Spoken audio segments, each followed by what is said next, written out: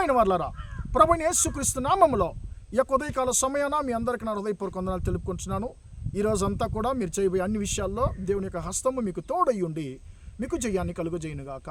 ప్రియులారా, కీర్తన గ్రంథము 107వ కీర్తన 20వ వచనం ఇలా సెలవిస్తుంది. ఆయన తమ వాక్కును పంపి వారిని బాగు చేసెను, ఆయన వారు పడిన గుంటలో నుండి వారిని తప్పించననేటువంటి మాటను మనం చూస్తున్నామండి.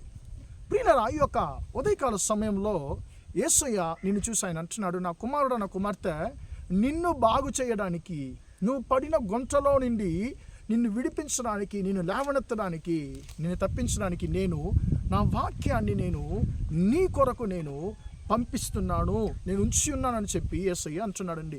ప్రియులారా, దేవుని యొక్క వాక్యం ఏం చేస్తుంది? ఆ దేవుని యొక్క వాక్యము చేసేటువంటి 2 పనులు ఈ యొక్క వచనంలో చెప్పబడుతున్నాయండి. మొట్టమొదటిగా దేవుని యొక్క వాక్యము బాగు చేస్తుంది, స్వస్థపరుస్తుంది. ప్రియులారా, రెండవదిగా దేవుని యొక్క వాక్యము మనం పడినటువంటి గుంటలో నుండి మనల్ని అది తప్పిస్తుంది, అంటే లేవనెత్తుతుంది అనేటువంటి దాన్ని మనం చూస్తున్నాం. ప్రియులారా, దేవుని యొక్క వాక్యము అది నిన్ను నన్ను స్వస్థపరిచేటువంటి వాక్యము. లూకా సువార్తలో 7వ అధ్యాయంలో ఒక శతాధిపతిని మనం చూస్తున్నామండి. ఈ రోజుల్లో మనము పోలీసు వాళ్ళు ఉంటారు కదండి, ఆ పోలీసు వాళ్ళు ఒక 100 మంది ఉంటారంటే ఆ 100 మందికి పైన ఉండేటువంటి ఒక వ్యక్తి శతాధిపతి అని అర్థం అండి. ఇప్పుడు ఈయన కింద చాలామంది పని మనుషులు ఉన్నారు. ఈయన ఒక గొప్ప వ్యక్తిగా ఉన్నాడు. ప్రియులారా, ఇప్పుడు ఈయనకు సమస్య ఏంటంటే ఆయన యొక్క దాసుడొక్కడు, అంటే ఆయన యొక్క పని మనిషి ఒక్కడు బలహీనంగా, అంటే అనారోగ్యంగా ఉన్నాడు. ఇప్పుడు అతనికి స్వస్థత కావాలంటే ఏం చేయాలి? మనుషులు నమ్మి లాభం లేదు. నా యొక్క దాసునికి స్వస్థత ఇవ్వాలంటే యేసుక్రీస్తు ఒక్కడికే సాధ్యం అని చెప్పి తన యొక్క దాసుని కొరకు ప్రియులరా యేసు దగ్గర మొరపెట్టడానికి తన యొక్క కొంతమంది మనుషులను పంపిస్తున్నానండి. ఇప్పుడు యేసయ్య వారితో వెళుతున్నాడు. ఆ యొక్క శతాధిపతి యొక్క ఇంటికి యేసయ్య వారితో బయలుదేరి వెళుతున్నాడు. ప్రియులరా, యొక్క శతాధిపతి ఇంటికి యేసయ్య సమీపించినప్పుడు మళ్ళీ కొంతమంది ఆ యొక్క శతాధిపతి ద్వారా పంపబడి అతడు చెప్పిన మాటలు యేసయ్యతో అంటున్నారు. ఏమంటున్నారయ్యా, నేను నిన్ను చూడడానికి నాకు అర్హత లేదు, నువ్వు నా ఇంటిలో అడుగు పెట్టడానికి నా ఇంటికి కూడా అర్హత లేదు, కాబట్టి ఒక్క మాట మాత్రం సెలవిమ్ము, నీ ఒక్క మాట మాత్రం పంపించయ్యా, నీ నోటి మాటను పంపించు, ఆ నోటి మాట నా దాసుని స్వస్థపరుస్తుందని చెప్పి ఆయన అన్నాడండి. యేసయ్య అతని యొక్క విశ్వాసాన్ని చూసి ఆశ్చర్యపడ్డాడు. ఆయన అంటున్నాడు, ఇశ్రాయేలులో కూడా నేను ఇలాంటి విశ్వాసాన్ని చూడలేదని చెప్పి.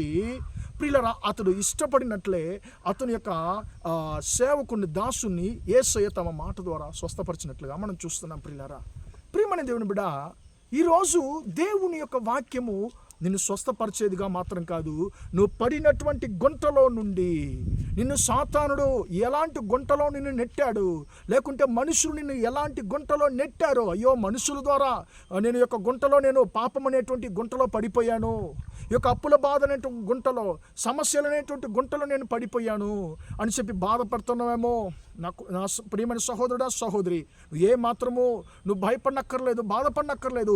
నిన్ను స్వస్థపరచడానికి, నువ్వు పడినటువంటి గుంటలో నుండి లేవనెత్తడానికి దేవుడు తన వాక్యాన్ని ఆయన పంపించి నిన్ను లేవనెత్తేటువంటి దేవుడుగా ఉన్నాడు.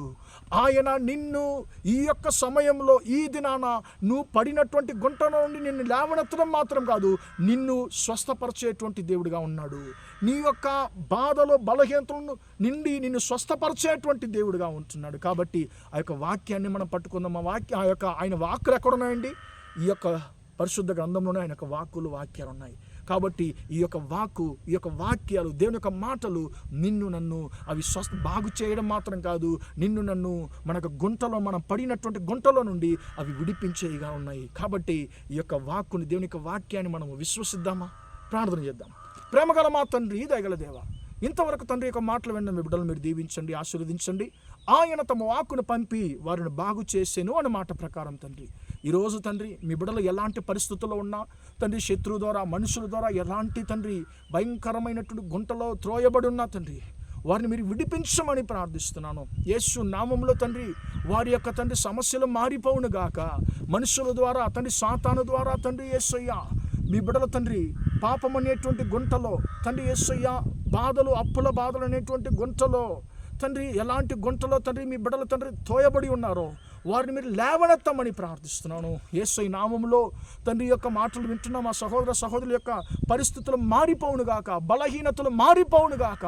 తండ్రి, శతాధిపతి యొక్క దాసులను ఒక్క మాటలో స్వస్థపరిచిన దేవుడవు తండ్రి. మా సహోదర సహోదరుల యొక్క తండ్రి పరిస్థితులు మార్చి తండ్రి వారిని బాగు చేసి వారిని లేవనెత్తమని యేసు క్రీస్తు నామములో తండ్రి ఈరోజంతా మీ బిడ్డలు చేసే అన్ని విషయాల్లో మీ హస్తము తోడైండి వారిని దీవించమని యేసు నామములో ప్రార్థించి అడిగి వేడుకొంటున్నాను తండ్రి. ఆమేన్, ఆమేన్. ప్రియులారా, దేవుడు మిమ్మల్ని దీవించి ఆశీర్వదించును గాక. Praise the Lord, praise the lord.